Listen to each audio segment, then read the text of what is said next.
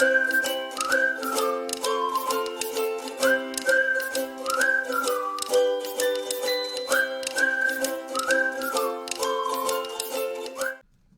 right, hello and welcome to Mothers Illuminated. I'm Michelle McCartney and I'm here with Kasia. And we are here today at the Co-work of Londonderry, which is right here in Londonderry, New Hampshire. If you're a mom looking for a great place to get some work done away from the house, definitely look at the Co-work of Londonderry at londonderry.cowork.com, and Co-work is spelled C-O-W-E-R-C. They have office space, conference rooms, workshops for business owners, podcast rooms, and lots of great benefits for members. So we're going to hop right in. We are here today with Kasia, and Kasia is a hypnotherapist. So I was hoping we could kind of talk about like what got you into hypnotherapy and kind of, what got you onto this path in life. Sure. So it's a little bit of a long story, but I'm gonna nutshell it for you. So I just felt bad my entire life. I just always felt horrible, like sad, depressed, and I didn't really know it. I just was kind of this under the surface thing. And then when I was about 27, I had a friend who was visiting, and he was just finishing acupuncture school. Mm-hmm. And he gave me an acupuncture treatment, and I felt amazing. I felt floaty and relaxed. I was like, God, this is amazing. And I immediately wanted to go to acupuncture school. Mm-hmm. And I didn't for probably about 8 years. And then I went to acupuncture school, and I went through all of that. And that was 3 years of very intense studying, constant testing, and learning how to work with herbs. And it was just like, by the time I finished acupuncture school, I was completely exhausted, but I had tons of knowledge and information. And Chinese medicine, I think of probably as the first medicine. It's like probably one of the oldest medical theories and medical systems ever developed. And so I went off into the world and became an acupuncturist, and I noticed that all these really, really, really, really sick people were coming to me, that I couldn't really do much for them. Mm-hmm. And one person in particular, she had a jaw surgery, and the acupuncture helped, putting the needles in, and then, it would last for like a week, and she'd come back and I put the needles in, it would help her jaw relax. Mm-hmm. And then she also told me that she had insomnia, and I gave her a formula. And I was a really good herbalist. I gave one of my clients an herbal formula that was stopping her from having strokes. I didn't even know it. I did, yeah. She was having all this dizziness and hot flashes and all this stuff, and I gave her this formula. I still remember the name of it. It's in Chinese. It's called Longdan Shegantang, and I don't know why that stays in my head, but I've also told myself I have a great memory, which you have to go to acupuncture school because it's all memorization. Anyway, I gave this woman a formula for insomnia, and she was awake all night, and her nursing baby was awake all night. So oh my gosh. I felt like when she brought the herbal formula back, I was like, they lied to me in acupuncture school. They said if I did a good diagnosis and I gave them a perfect formula, that there would be no problems. Yeah. And it just wasn't true because anybody can have an allergy to anything, basically. Yeah. So that day I thought to myself, there must be something stronger. There must be something better than acupuncture and herbs, because I'm finding that it's not strong enough for everybody. And I really thought it could be. And that day I found out about a technique called NAET, Nambudrapad's allergy elimination techniques. Mm-hmm. And it's based in acupuncture, and there are a bunch of different steps, but it's like tons and tons of treatments and tons of sessions. And I had a lot of the treatments myself, but I still had like some food allergies, and I still had depression. I still didn't feel very good. And then I went to like the sister of the person who originated NAT, and she was amazing, like amazing muscle testers. It's muscle testing is part of it. So she was muscle testing me, and that she's Indian, so Asians don't tend to be very their bedside manner isn't always good. And she's muscle testing. She's like, so your mother rejected you when you were conceived, and she's been rejecting you ever since, and that's why you have all your problems. Like, just blurted it all out. Yeah. And I burst into tears. Yeah. Cried for like 2 weeks straight. Nothing helped. All the, acupressure she did on my back, I was like, this is not working. Yeah. And it was funny because I didn't know that. I'm the youngest of 6, but I know my father's from a family of 11. Yeah. And so I thought he wanted to have, oh God, I hope my mother never watches this. She's 87 and she's not really with it anymore. So she probably won't ever see this. But anyway, sorry if you do ever watch this. So my father's one of 11 and I think he wanted like 10 kids or something. Yeah. And she's one of 2. And it was like from my older sister, and now I get all this because we're 8 years apart. She's my oldest sister is 8 years older than me. So she's like, oh yeah, when they had the first 4, my sister and my 3 brothers, and then there was a break where my mother actually had 2 miscarriages, and then she got pregnant with my sister, and my grandmother was just livid at my father for knocking my mother up again, because it was like, why do you have why all these kids? She can't even handle the 4. Yeah. Why another one? And then so that sister was the baby for a year, and then oops, another one. So I'm not necessarily sure how many of us were really actually planned. I think the first 2 probably were definitely planned. Yeah. And my mother may have wanted those 2, but by the time she got to me, it was like, just go away. Yeah. And I have a client who says it in Spanish. His father says to him, just go away. And I was like, because my clients often are a lot like me. Anyway. Yeah. So that whole thing happened. And and the depression got worse, because now and my emotional reaction proves it was right. Yeah. Because if it wasn't right, I would have been like, no, I know my mother wanted me. No, I knew, I could feel. Yeah. It was like a knowing that it was true, and I think I knew subconsciously, but now I knew consciously. Yeah. And it made it worse. And a few months later, I got psoriasis. Wow. Like bad psoriasis. Like it was all over my legs, it was coming up my back, and I was like, what is going on? And people were like, change your diet. I was already on like a Whole30 paleo diet. Yeah. I was doing tons and tons of NAT treatments, and I was getting so frustrated because it wasn't working. I was like, this doesn't work. And then I saw a video that a hypnotherapist did, and I was like, and that's what the funny thing is too, that I went to acupuncture school with a hypnotherapist. And I was like, it must not work because she's here at acupuncture school learning acupuncture, and she had all these problems. So I was like, oh, hypnotherapy can't work. I've always fascinated by it. I always wanted to look into it. And then a woman I shared an office with when I was first an acupuncturist, she was a hypnotherapist, and she had all these problems. So I was like, it can't work because, But what to know about that is that most hypnotherapy is pure suggestion. Which is somebody is just giving you suggestions like, oh, you don't like smoking anymore, you don't want to drink anymore. And meanwhile, the subconscious mind is going, no, I really like smoking and I know it relaxes us and I want to do that.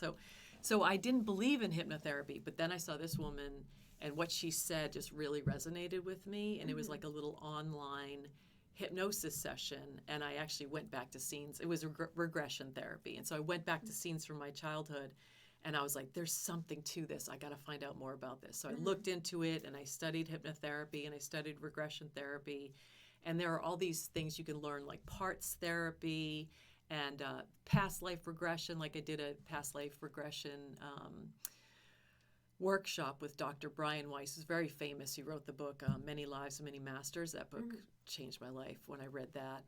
And so all that stuff is really amazing. And so the way I got into it was that I had the psoriasis, nothing was working. I saw this woman, and then I learned the technique, and I started working on my clients right away, and it was like magic. Yeah. It was like amazing. Like this woman who had had allergies her whole life, like just terrible allergies. She went back to being really young. She was the youngest of 10, got no attention, and then she would have anaphylactic allergies, and she would get all this attention because they have to rush to the hospital, give her the EpiPen, watch everything that she ate, and what you have to know about that is there's 4 ways the mind makes for us to survive in a tribe, because we were talking about tribe earlier. Yeah. So you have this little tribe that you're in, that's your family, and we're tribally wired. And the 4 ways to survive in a tribe, one is to be brilliant, be the best at something, like you can be the best cook, or you find the best berries. I'm talking like caveman times. Yeah. You can be the best hut builder or the best hunter. You make yourself indispensable. So you get attention, you get praise, all that. Another way to get attention is to be rebellious, is to be a troublemaker. It's negative attention, but it's attention. That's all the mind cares about. All the subconscious mind cares about is that you're getting attention. Because it's like, if I get attention, I will be taken care of and I won't die. Yeah. It's that primal. It's survival. Yeah. A third way to get attention is be a caretaker. So like a grandmother, like in the wolf pack, the younger wolves go out hunting and they leave like the grandma wolf home with the puppies. And even though she's old and can't hunt, she's still indispensable because she's a caretaker. Yeah. And the fourth way to get attention is to get sick. You get sick and somebody takes care of you, your mind gets the idea that I'm getting sick gets me attention. Yeah. And it was funny because in my family, getting sick didn't get you attention. If we were sick, my dad was a doctor, and we would say, Daddy, I'm sick, or this hurts. He'd go, you'll be all right. Yeah. So you didn't get attention. And forget it. My mother, she didn't give us attention. She was just mad when we were sick because it was more work for her. Yeah. So there was no benefit to being sick in my household. So I had this psoriasis. I found the therapy I was using on my clients. It was magical. It was amazing. And so then I found somebody, actually, it was before online was so prevalent like it is now with COVID. And I went to somebody, I think in Reading, Mass, and she did the session for me, and I cried the whole way down. I drove down, cried the whole way, cried through the whole intake. I'm like, don't worry, this is just me. This is just what I do when somebody takes care of me. Because I had never been taken care of. Yeah. I had never felt taken care of or loved or wanted or any of that. And so when anybody takes care of me, I cry. Yeah. Not so much anymore because I'm better, because I've had like 4 or 5 years of hypnotherapy now. Lots and lots and lots of hypnotherapy. So I went to her and she regressed me back to the scenes. And I'm more like a feeling, hearing person. I don't see, like some people see the scenes in like Technicolor, like it's on a movie screen. Yeah. I don't see that. Basically, I get the feeling and then the scene kind of fleshes itself out and I remember it. And I went back to these scenes of just being brutally bullied by my mother, and then my siblings followed suit because she was their role model. Yeah. And so I was the scapegoat. I was the youngest. I was an easy target. And so the psoriasis was making me a thicker skin. Literally making a thicker skin. So I developed the psoriasis at 48, but the scenes I went back to were very young. Yeah. So feeling bullied. Yeah. Which we didn't even have a word for bullying. I never even really knew I was bullied until like kind of this moment. I never thought of it as being but my mother's a bully. Yeah. And she had 6 kids. She kind of had to be a bully to keep her, and 3 of them are very, very rambunctious boys. So she was harsh. She was really harsh on us. Yeah. Are you kidding me? I have no children. Yeah. I actually made the decision in the womb not to have children, but because I could tell that it was so hard. Yeah. And you're responsible for a whole nother human. Yeah. And their beliefs and everything. So I had that session. I got a recording that went with it. It was very personalized and really, really, really good session. And the psoriasis was gone in 2 weeks. Wow. Gone. Completely gone. And part of the reason I went was because I was going on a cruise with my sister to like Mexico and really warm places, and it was with my sister who's a year older, who we don't get along, and we don't really speak. And I was like, oh, it sounds really fun. Maybe this is us like getting to be friends again. And no, that's not what happened. Oh, no. So the psoriasis was clear, which was great. But I would wake up every morning. She'd be yelling at me already. And it was, again, like I said, she was the baby for a while in our family, and then I was born and I took her place. And she could feel my mother like basically hating me, hating that I was here, hating that she had to have another child. And so my sister treats me like that. I don't think she has any awareness that she has hated me for being born. And it's subconscious. It's a subconscious, So that's what people don't understand. They're like, it's subconscious. It's below your consciousness, or it's even unconscious, what they say is an even deeper level of like no recollection whatsoever, no words to even, because the subconscious mind is the feeling mind. And the conscious mind is like the logical, talking, different brainwave. Yeah. So the psoriasis was gone. My clients were doing amazing. They were getting rid of allergies, anxiety, depression. People would call me for Lyme disease. And so what I realized, like actually months later, I was telling somebody who was a colleague who did NAT about it, and I realized what had happened to me. So I had this, underlying depression my whole life, which I didn't know where it came from, which was not being wanted by my mother. Yeah. Then I found out about it. Yeah. And then my immune system got even more suppressed, and I got an autoimmune disease, which is psoriasis, that came out as a skin condition because I had to make myself a thicker skin. Yeah. So it's like, the mind is very literal. I in my mind needed a thicker skin from all that bullying, but I didn't get a thicker skin at 4 or 6 or whatever it was when the scenes came up.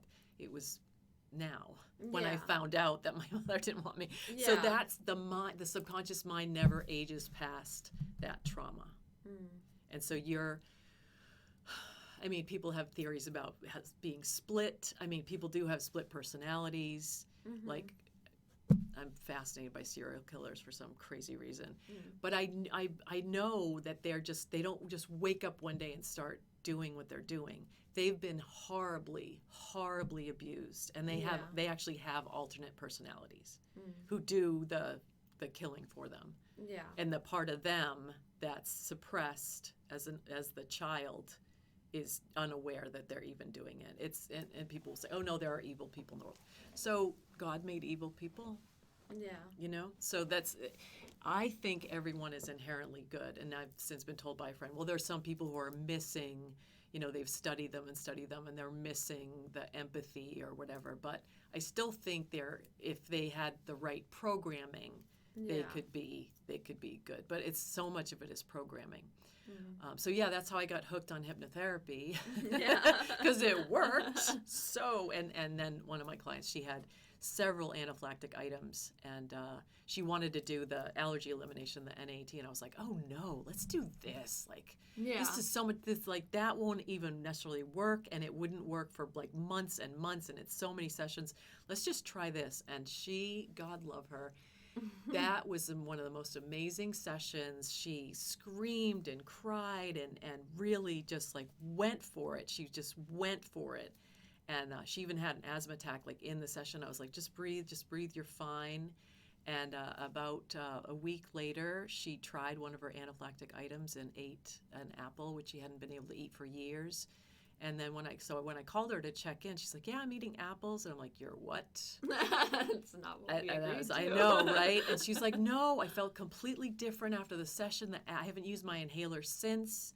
Wow. And she had done muscle testing. So she had, actually, it's funny, it was all about her dad.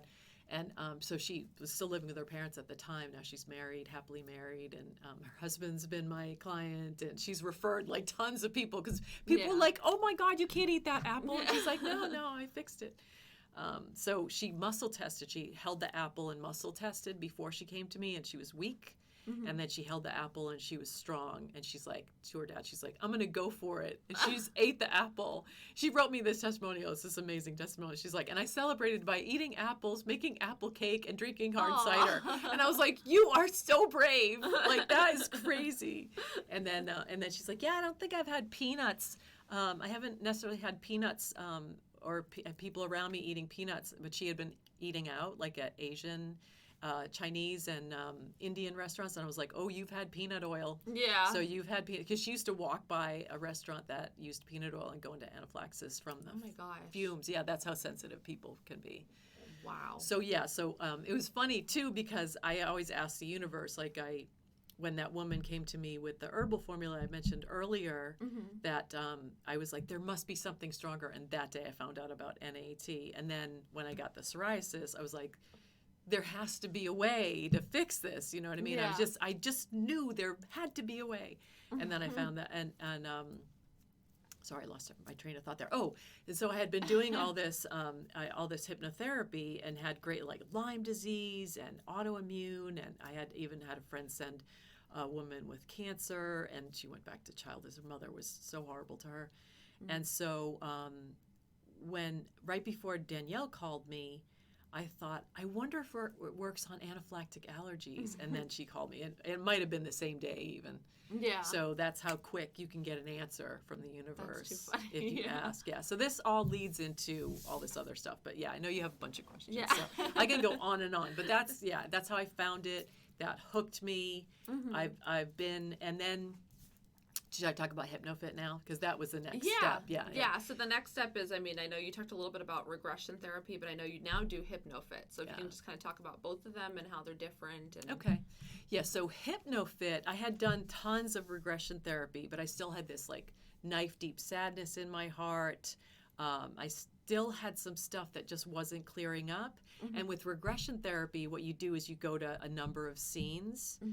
And that's great. It's really, usually you look at the scenes afterwards and you see how they're connected to the problem you're having today. So you need like an issue that you're going to. But the sadness I had was so many things, so many events that it would never clear. And so when I found Hypnofit, I found this woman. She's Australian. I have all these Australian friends. I don't know. I just resonate with Aussies, and I've met Aussies, and I just love them. And I'm definitely going to visit Australia someday. But so I saw this woman on some hypnobiz workshop thing where there were a bunch of different practitioners doing their spiel and selling their thing, and she just resonated with me because she's like, I want to help hypnotherapists be the go-to person for all this different stuff that we can, because we know it works. Yeah. And she wants to support hypnotherapists as well, because most hypnotherapists do it as a hobby, or they're trying to do it as a business, but they don't know how to market. They're not savvy on it, and they just want to help people, so they don't want to charge a lot. And it's like, so worth it. So worth it, and so she resonated with me because I was just like, ooh, this is somebody who will like support me in business.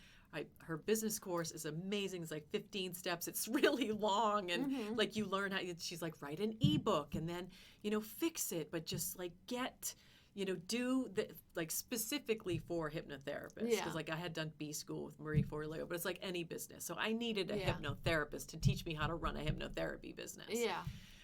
And then I looked into her technique called Hypnofit, which is based on timeline therapy. So timeline therapy is very famous. I think it's an NLP technique, which is a little different than hypnotherapy. They're similar. And she'd studied with this guy, Tad James, and then she found it like very cumbersome and kind of complicated. And she's like, I could just make this so simple and so much better. And so she asked him if that was okay. And he said, oh yeah, it's going to be your thing though don't call it timeline therapy. So she called it Hypnofit, because it's like fit body, fit mind, fit spirit kind of thing. And she was like really overweight and depressed. And now she's like super fit. And she's my age. She's like super fit, works out every day. And really healthy, and like perfect relationship with this.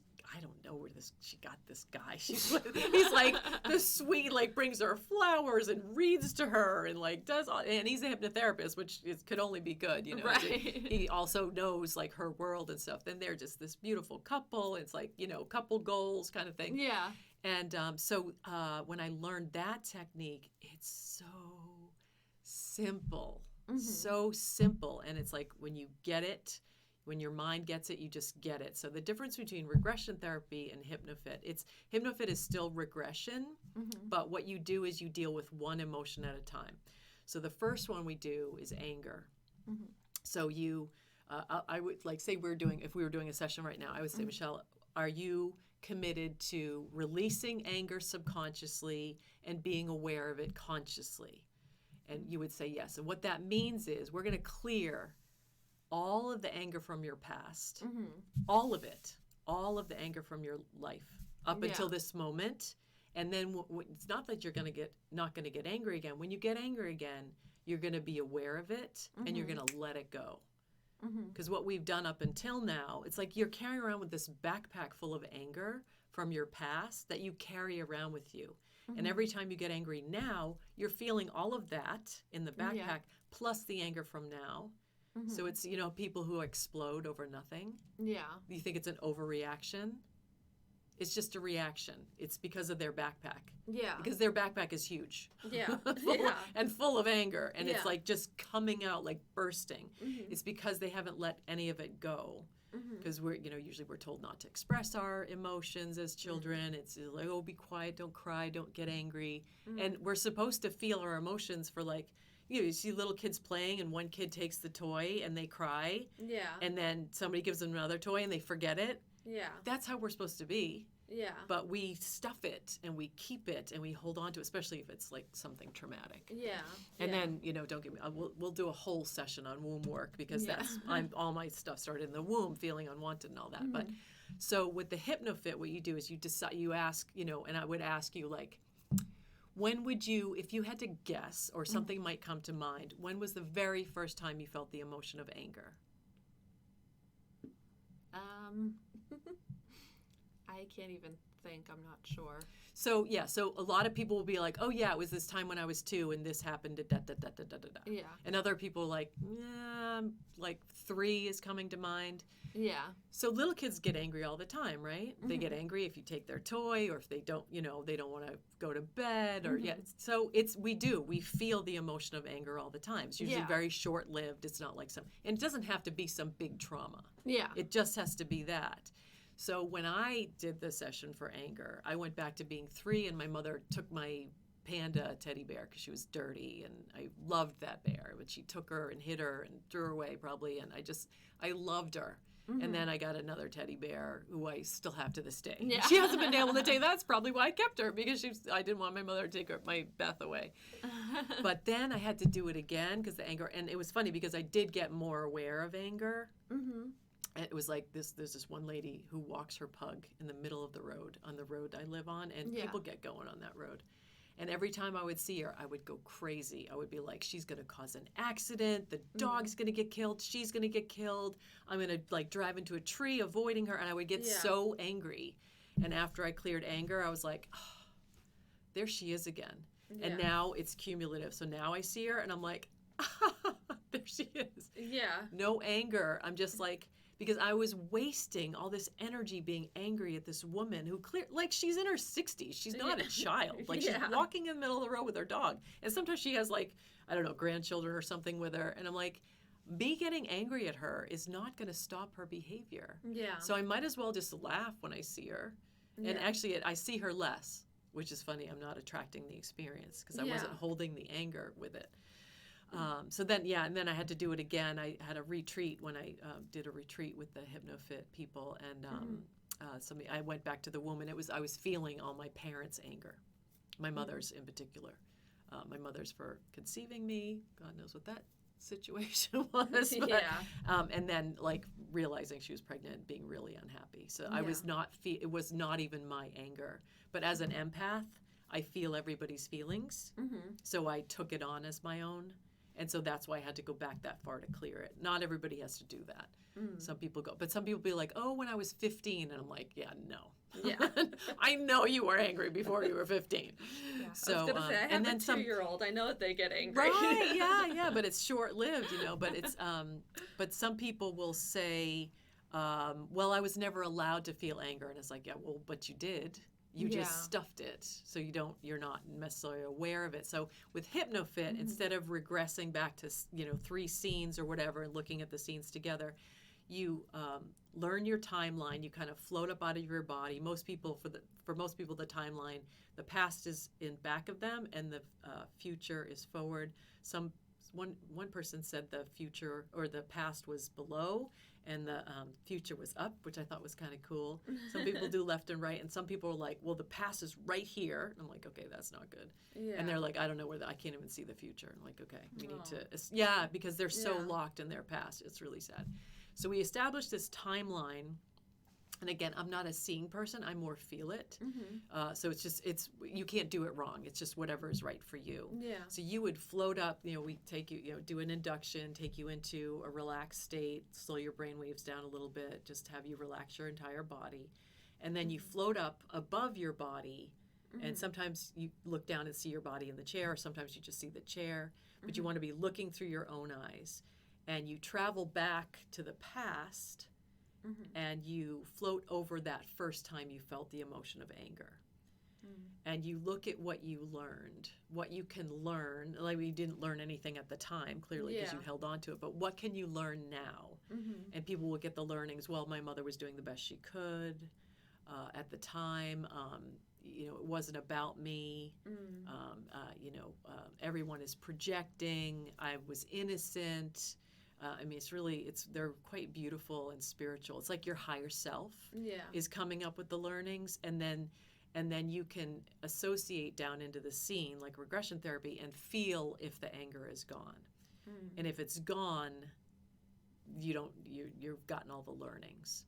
And it's important to go back to the very first one, because the first one, everything else is basically a repeat of the first one. Like, I had a session with somebody who we did her whole childhood, and then she's looking at high school, and she's like, yeah, it's just a recirculating of everything that happened there. It's so she could see that.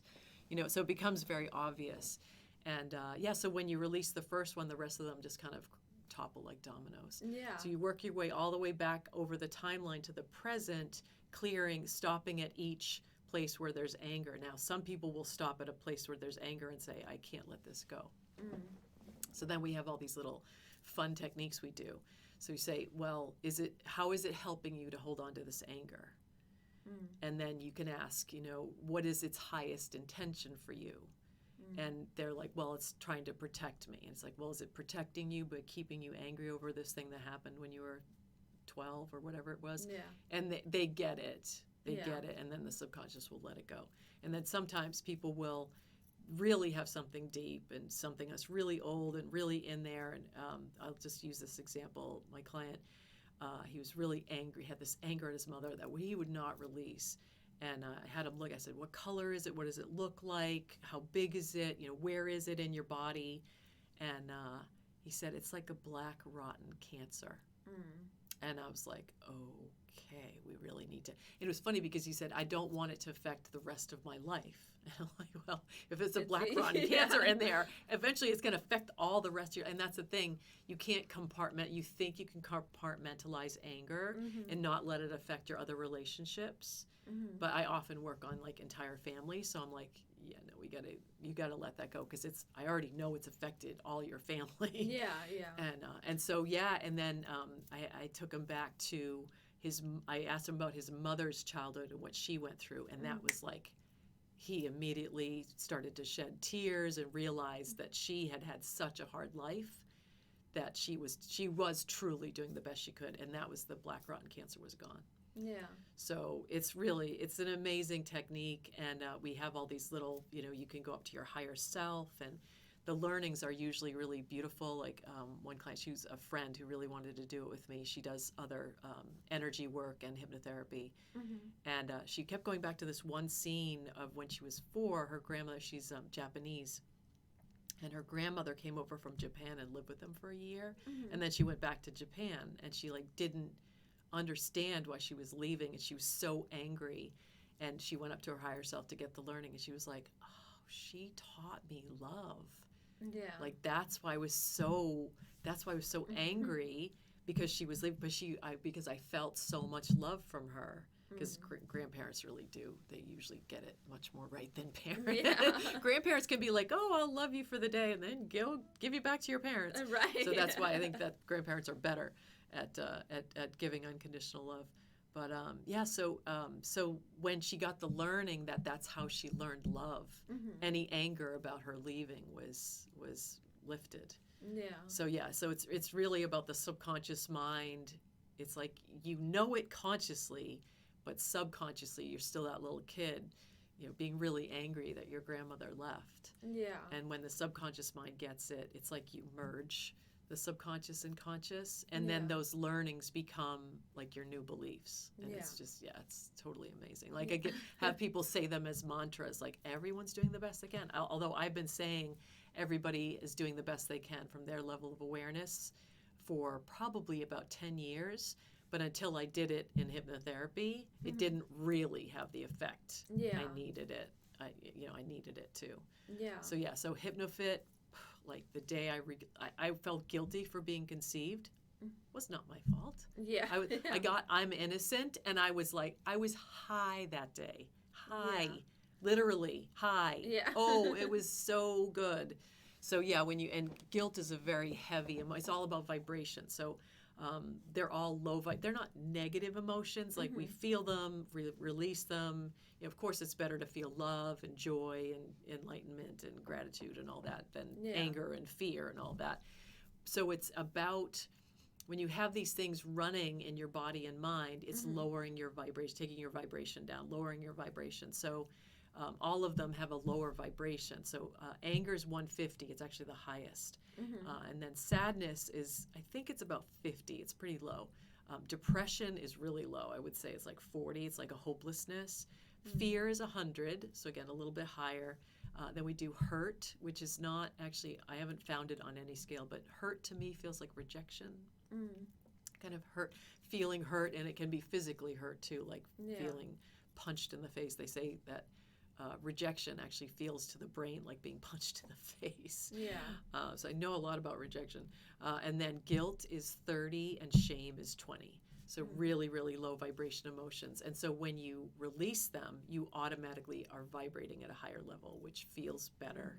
You're more energy and less matter. And so that's what Hypnofit does. We also have a future pace, like after you get through all those emotions, you clear any limiting belief stuff over, like everybody's favorite, I'm not good enough.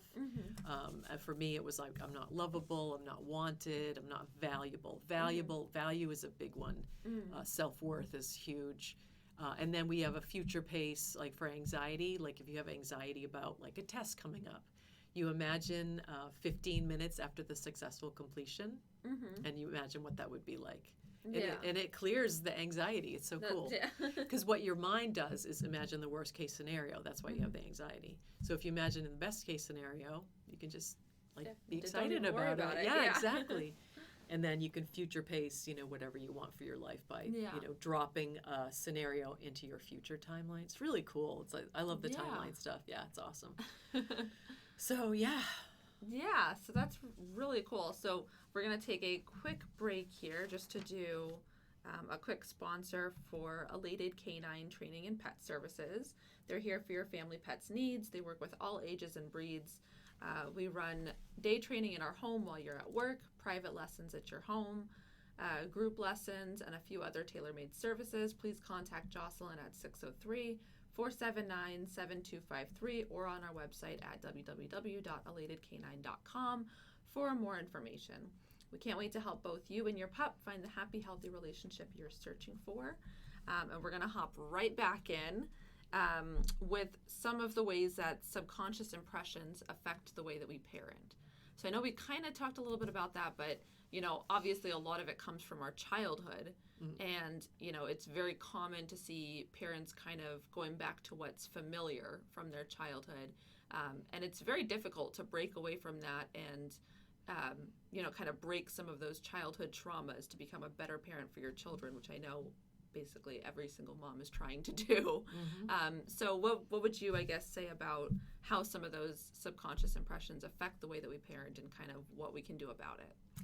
So, it's all childhood stuff because we literally are born not knowing how to be a human. Like we're born and we're helpless, completely helpless.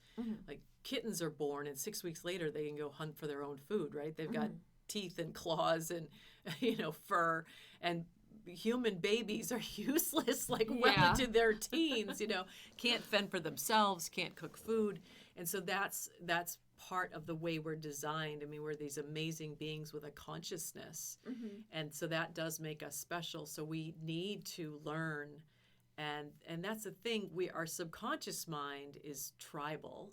And our conscious mind is like we have this knowing that we're supposed to be ourselves and, do what we're meant to do. But our subconscious mind is like, no, I learned from my mother how to be a woman, and that's how I have to be. And I learned from my parents what a relationship is, so that's what I have to have. Can I get a yikes there? Yeah. Right? Do you want a relationship like your parents? No. Okay, most people know. Some people say yes, but it's pretty Well, I was rare. gonna say my parents ended up divorced for good reasons. So. Right. Yeah. So yeah, and that's the thing is that we're not. I mean, this is the thing too. This is what I've figured out from all the book. I have a recommended reading list a mile long. I've got to start compiling it, but it's the subconscious mind and that tribal wiring was useful and perfect for somebody who lived to the age of 25. Yeah. As most cavemen, that was old for a caveman. Yeah. My dad's 93. He's going nowhere. Yeah. He's going to be here for many more years. I mean, like, we don't have now they have this crazy virus going on, but yeah. it's we've won. Like, we've won. We've beaten nature. We live in climate controlled houses and, locks on the doors, and no, the world isn't technically safe, but it's way safer than for a caveman. Yeah. And so we're wired like that, and we don't really need to be wired like that anymore. And conscious parents can teach their kids, like, be you. Like, I watched this movie last night called Billy Elliot. It's an old movie. But I had seen Jamie Bell and some other stuff, and I was like, oh, that's Jamie Bell when he was a little kid. And it's about this little boy from England, from this, like, really rough part of England. It's like a mining town, and he wants to be a ballet dancer. Yeah. And everybody says he shouldn't do it, but his mom, who died when he was very young, wrote him a letter and said, just be you. Yeah. Always be you. And so he decided to just be himself. And, the end of the movie is him coming out as the lead in Swan Lake. Yeah. I mean, and his father is like, he's a genius. And, this tough miner sees that his son is this beautiful dancer at 11. And so there's very few of us who overcome that programming and say, I'm going to be me. I mean, I didn't even know who I was because I was just like, just go away. And it was like, it's fine. I get it. And it was great because I got to walk, 5 blocks and go to my grandmother's house, who gave me unconditional love, sweet tea, chocolate ice cream, always had the best food, always had candy in her purse. But the unconditional love was the part that, and when my mother would call and tell her to send me home, I'd be like, no, I don't want to leave.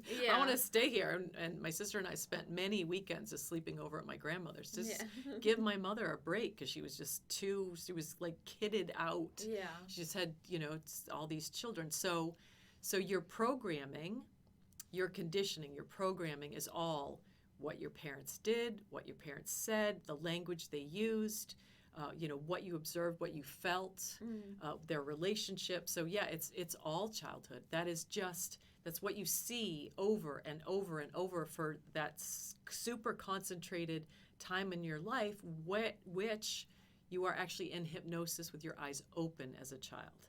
So you're just taking on suggestions, and just making beliefs about yourself and making your beliefs about the world. I mean, if you live in a house where there's lots of yelling and it feels scary, you think, well, I'm not even safe I don't feel safe in my own home. How is the world going to be safe? And you make a belief that the world isn't safe, or people aren't safe, or men aren't safe. If one woman, she has this really challenging relationship, and we had done all the emotions, and then we did the regression therapy. And she went back to 3 scenes of her father doing something to her mother not standing up to him. The 3rd scene was him cheating. And I said, okay, so what have you figured out? What is the belief? Like, how is the challenging relationship you have right now connected to these 3 scenes? And she said, well, I've made the belief that men aren't safe, so I've attracted a man who also isn't safe. And it's they see it. They just see it. When you see it subconsciously, like, talk about the life-changing aha moment.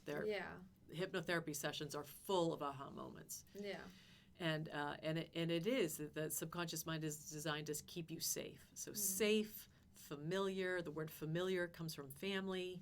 That is the tribe. Like, as a tribal caveman, you wouldn't get up one day and go, I don't like this tribe. I think I'll go walk 100 miles and find another tribe. They would, probably die on the way there. And if they accepted you, you would be very lucky, and they'd probably just eat you or something. Yeah.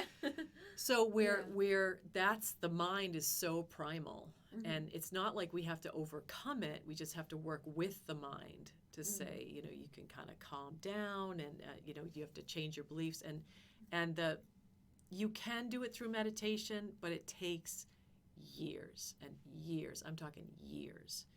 When you do it with hypnosis, I think it's much faster. It's faster and easier. You have a guide. You don't have to figure it out for yourself. I get hypnosis all the time.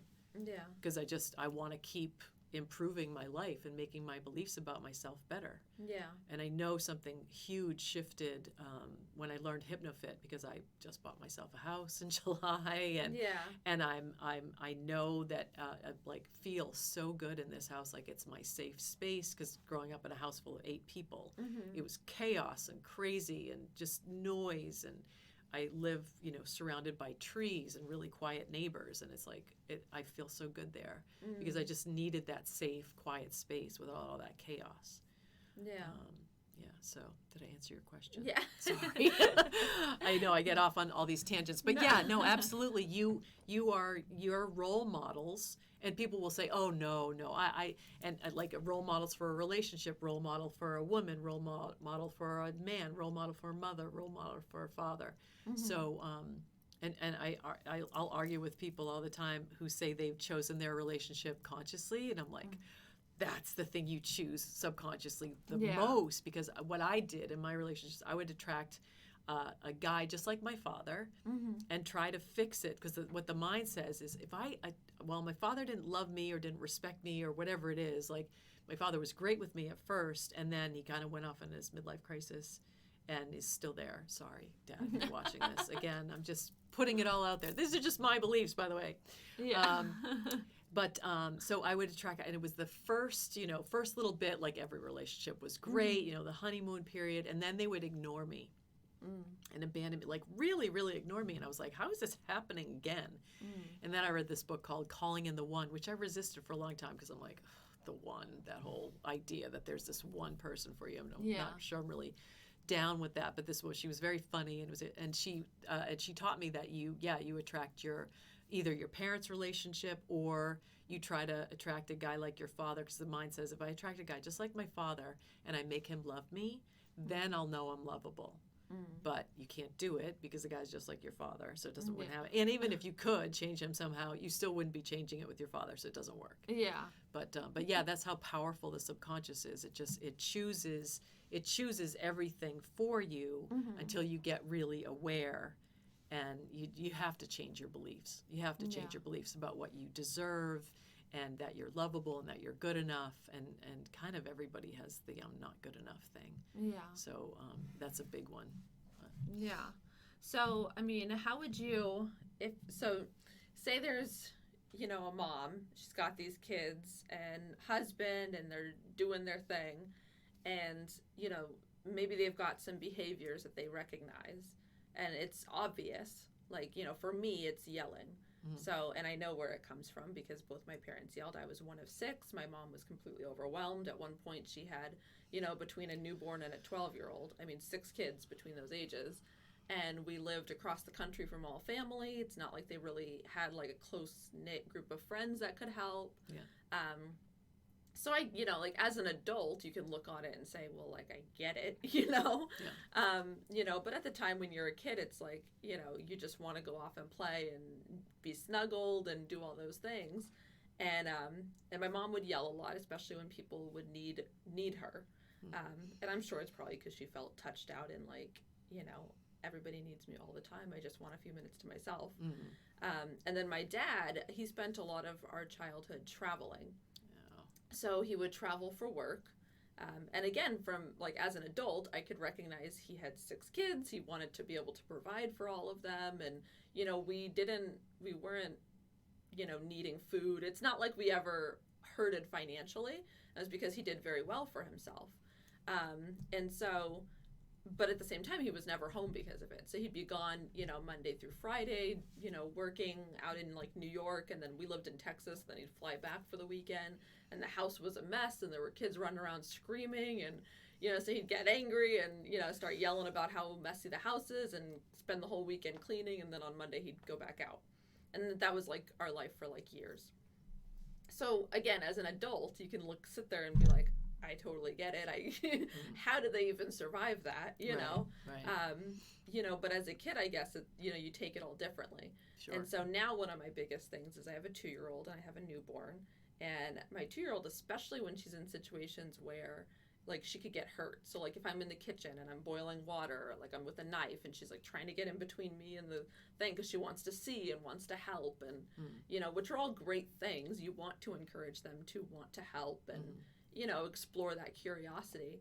But sometimes it's like you just can't because this is dangerous and you could get hurt, and they don't listen and they get angry and they're yelling at they're screaming, and then you start yelling at them, and so what would I guess be your bit of advice there? Because I'm sure I'm not the only one. Sure, yeah, absolutely. And so that's you are trying to keep her safe, right? Yeah. So that's another part of the mind, trying to keep safe. But to her, she doesn't understand that you're trying to keep her safe. She just thinks you want her to go away. Yeah. It's like, I have a cat. I'm a cat mom because I couldn't even handle having children because I just didn't want to be a mom like my mother. Yeah. So I couldn't even take that chance. I know I did that subconsciously many years ago, and I never consciously wanted children either. It was kind of synced up. I don't think it was meant in this lifetime, and I'm totally fine with that. Yeah.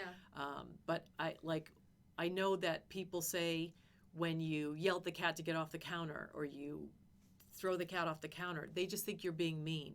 Yeah. Because they don't understand that you don't want their cat litter paws on the counter where the food is, or whatever it is. So it's the same with a child. They don't understand that they could get hurt by the boiling water until they do get hurt by the boiling water, and then they're like, oh, okay, now I understand.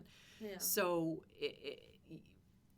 there's really no way around it except like my answer is always hypnotherapy, right? Because if you did hypnotherapy, you would be calmer just across the board. It gives you this sense of peace and this peace of mind and a quieter mind, so that you can you get better coping skills for everything.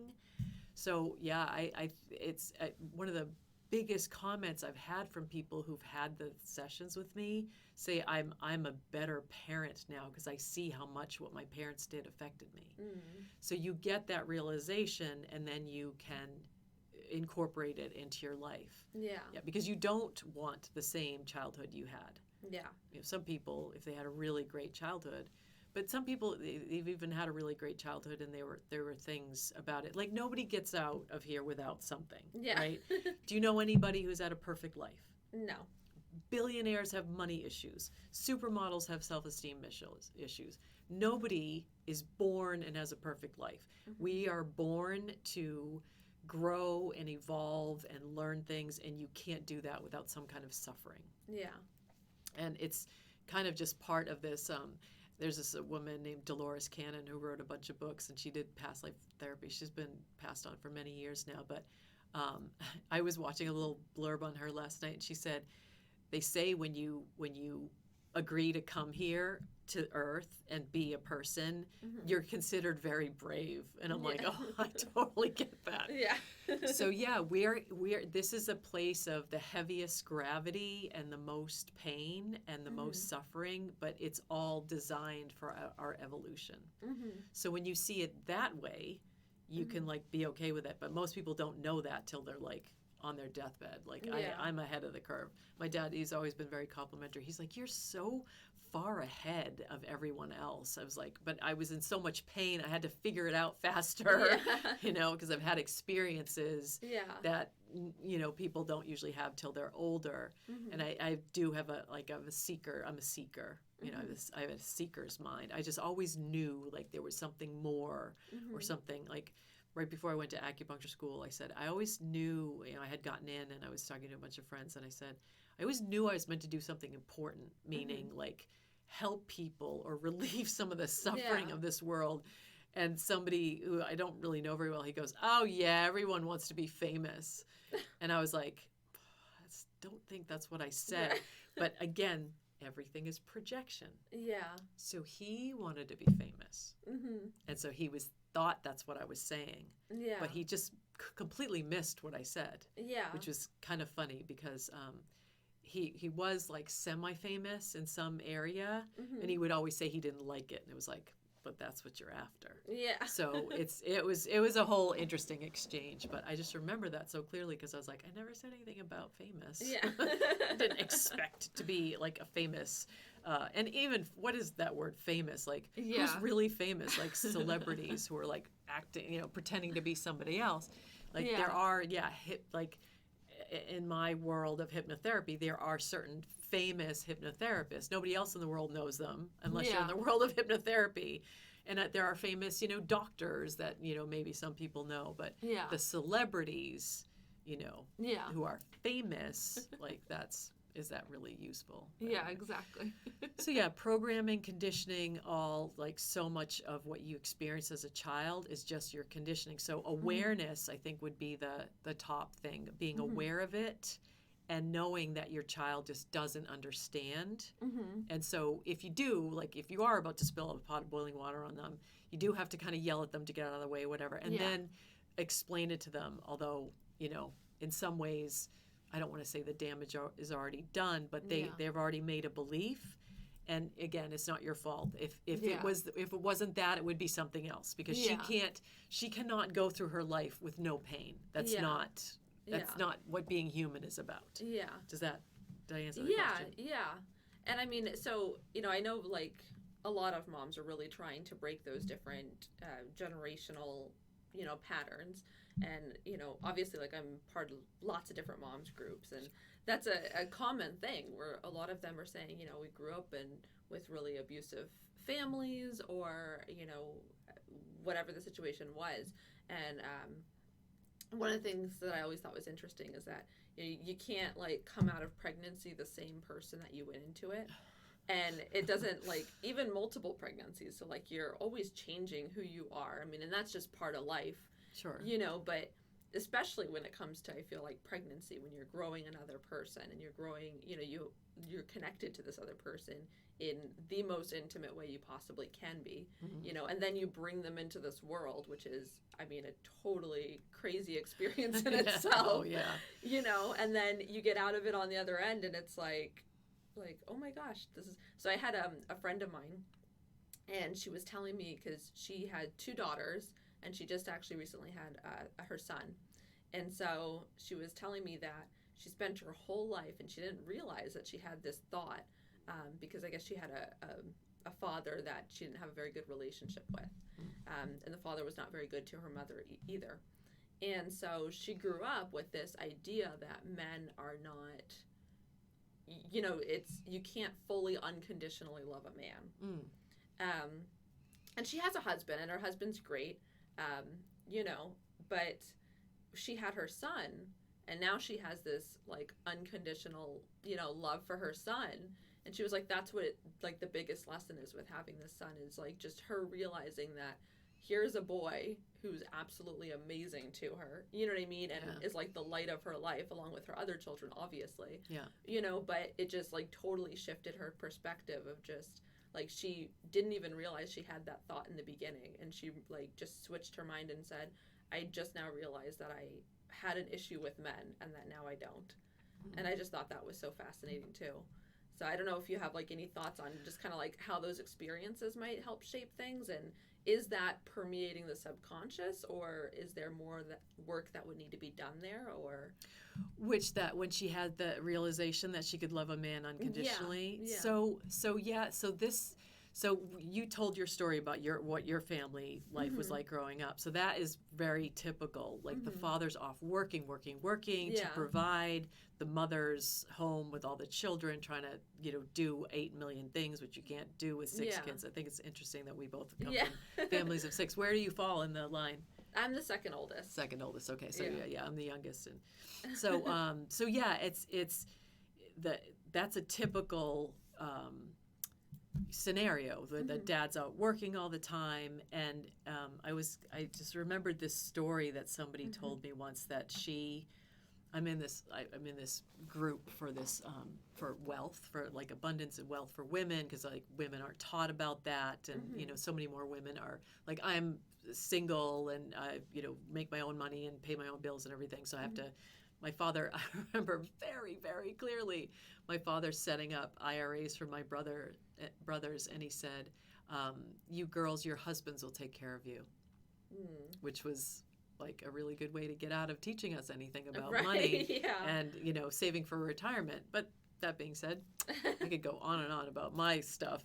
But so this woman, so this all about wealth, and there are women in there making their first $100 in their business, and other women making like $500,000 a month, selling like online courses about feng shui. I mean, it's like amazing. Or like, you know, some women have like pool building businesses with their husbands. It's like it's runs the gamut. So, but there was this one woman who was having a problem with abundance because her favorite time in her life was when she was with her dad. They were destitute and they were like camping and like living off scraps. But it was amazing because she got like 100% of his time. And she was like, I have this belief that it's better to be poor, because it was like this amazing experience. And so you see that money is not isn't the thing that makes you happy. It's really that what children want is time and energy. And it was an adventure. You know, they were camping and moving from place to place, probably in desperation, like running from something. But, you know, but it was, for her, it was this beautiful time with this beautiful relationship with her father. So you have to understand that to the subconscious mind. That signifies that money, like not having money, is good. Which most other people will go, no, it's like that. I don't know who said it. I seem to recall it was like a comedian, Pearl Bailey, said, I've been rich and I've been poor, and rich is better.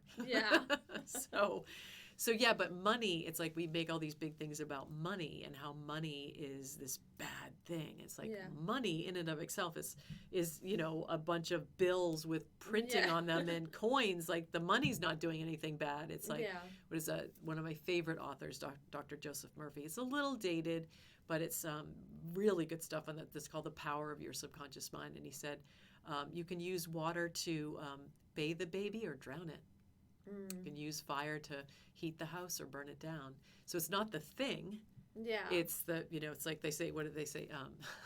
Guns don't kill people, people kill people. Exactly.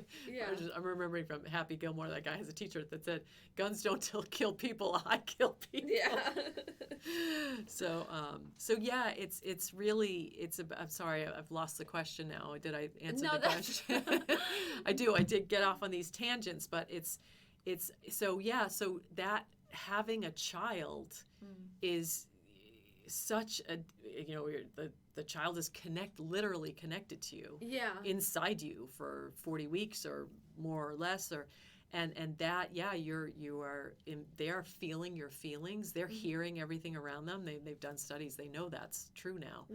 And so then you have this baby, and of course you feel this amazing love for this child. That's a great way to change a belief, but it's not everybody's going to get there. You know, and so not everybody's going to have that experience. So the way to change it is to,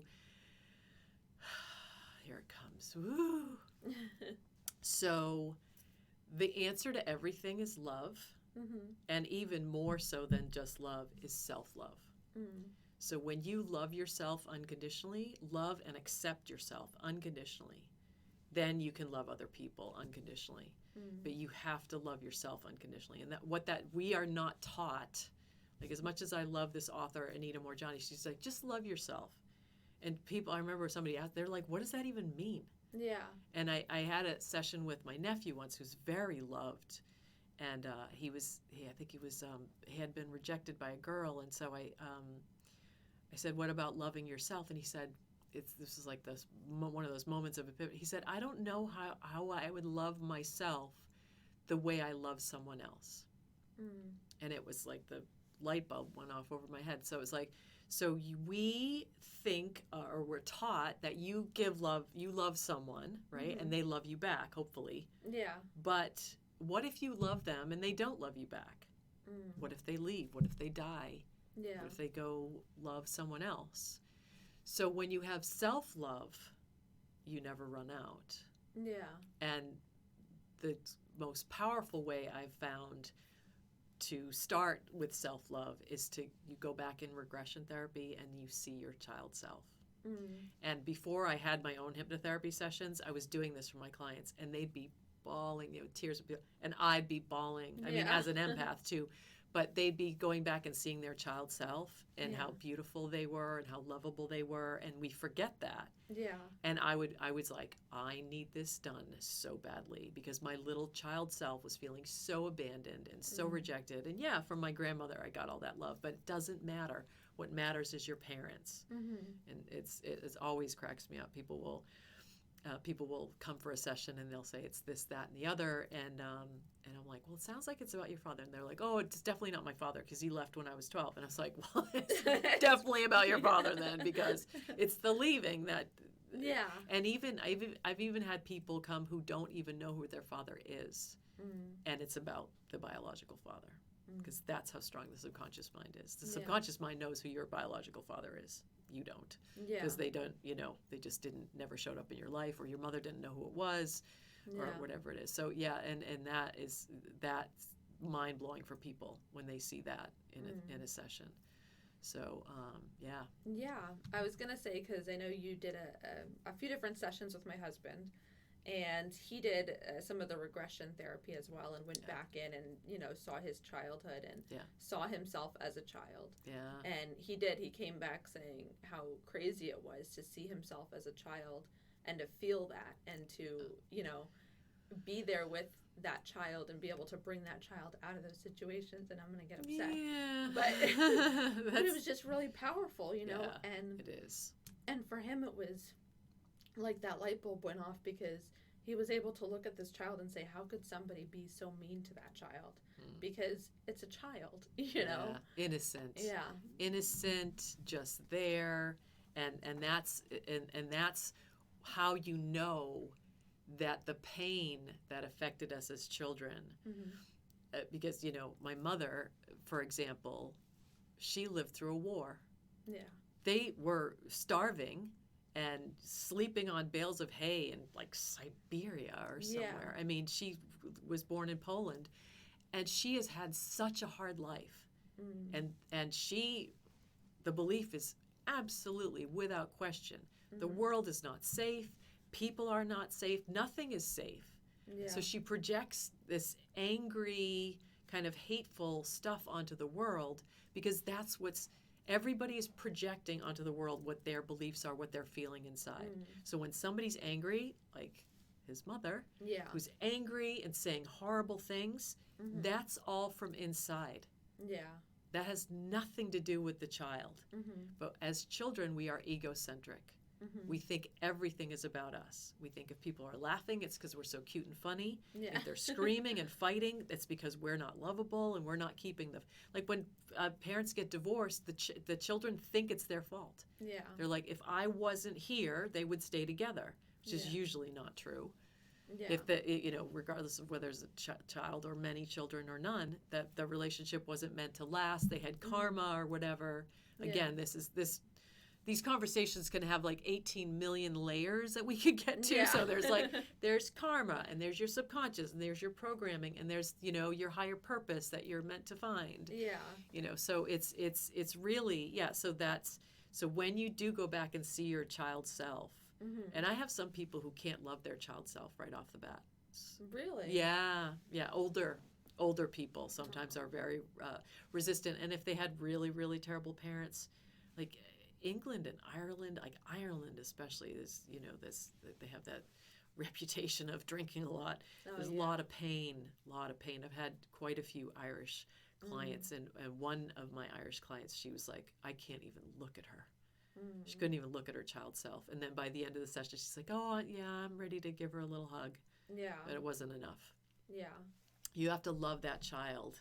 You have to love that child, tell them they're beautiful and they're perfect and they're innocent, and their parents' shit has nothing to do with them. Yeah. Because it's true. Because our parents are living out all of their stuff. Mm-hmm. Like, my dad is still trying to get approval because his dad told him he would never amount to anything because boys don't cry. Yeah.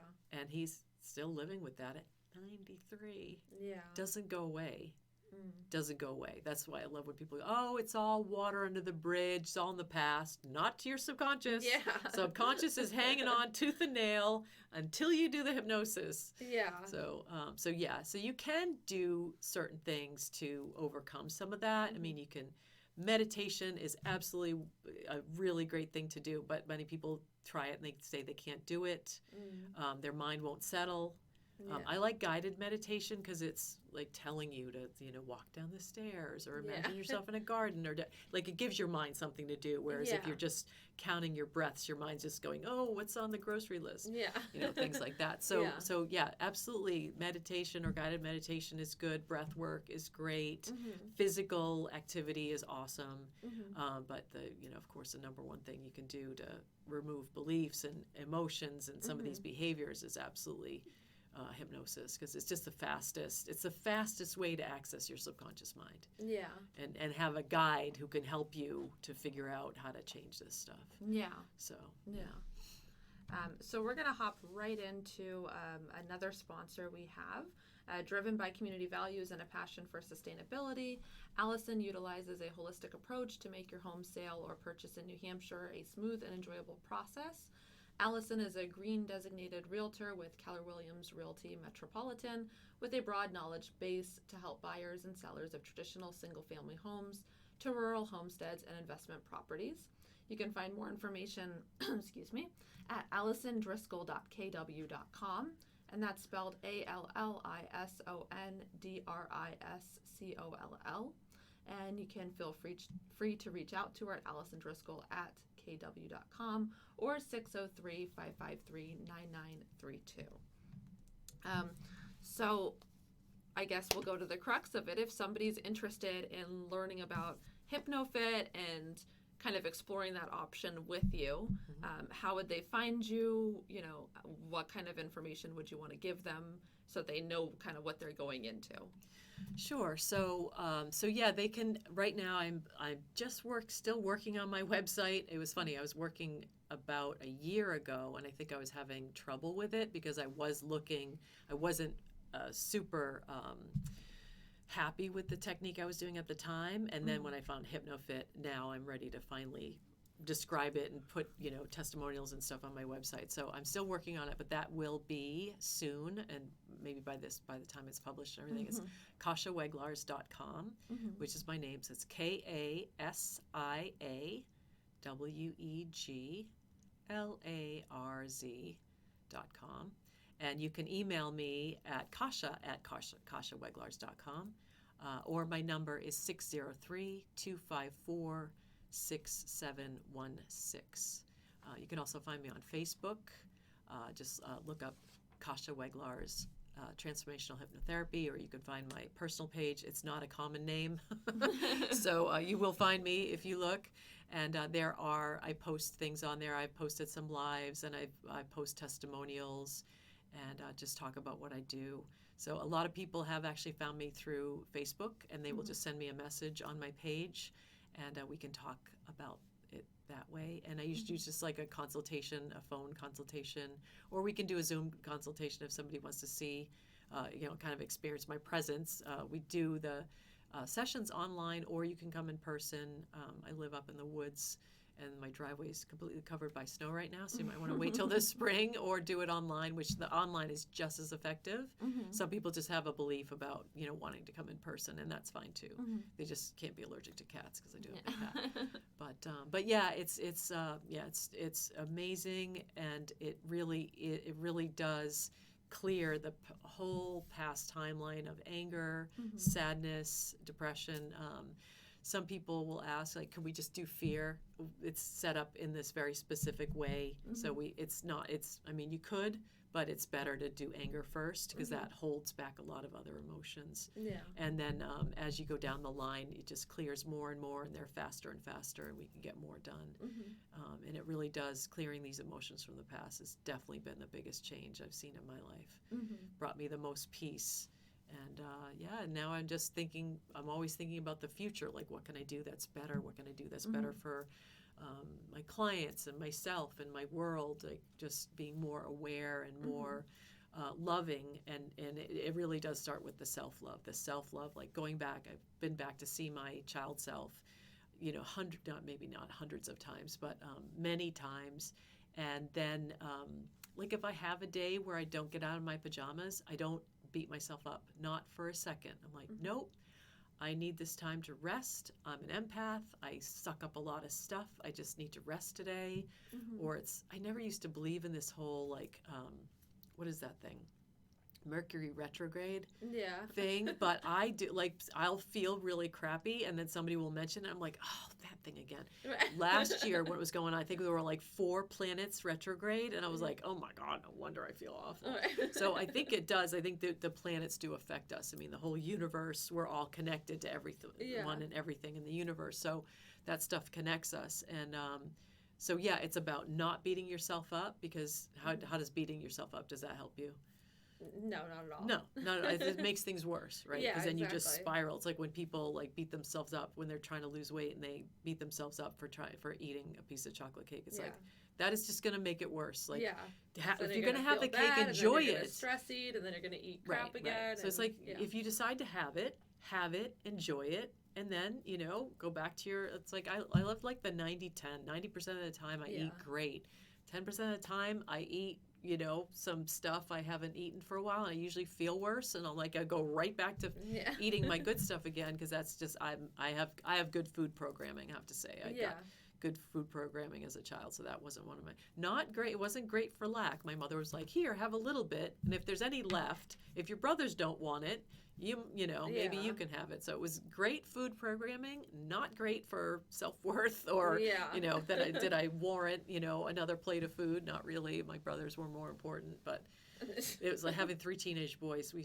I used to remember the grocery carriages were like overflowing with food to feed these 3 teenage boys. Crazy. So what do you think?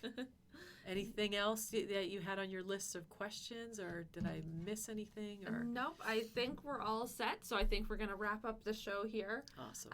So I did want to mention as well that Mothers Illuminated does have a VIP group on Facebook where you can access extra content with some Q&A section of each video. You can be a part of the Mothers Mentorship Program through Facebook, early access to all shows, promo code for free shipping. Lots of great stuff there. It's all part of our Patreon for $8 monthly membership fee. And you can get that at www.patreon.com/mothersilluminated. You can also find the podcast on podcast.mothersilluminated.com, as well as our YouTube channel. And if you wanted to be a part of the show, reach out to us at mothersilluminated@gmail.com. And we do have some merchandise as well, and you can find all of that at the podcast.mothersilluminated.com website. So, Kasia, it's been great having you here on the show. Thank you so much for stopping by. Thank you so much for having me. This has been awesome. I could talk about this stuff all day, obviously. I love to talk about it. So it's been... Yes, well, we're going to do a lot more sessions. So if you really liked this show, we're going to have quite a few sessions here with Kasia. Yeah, it's going to be fun.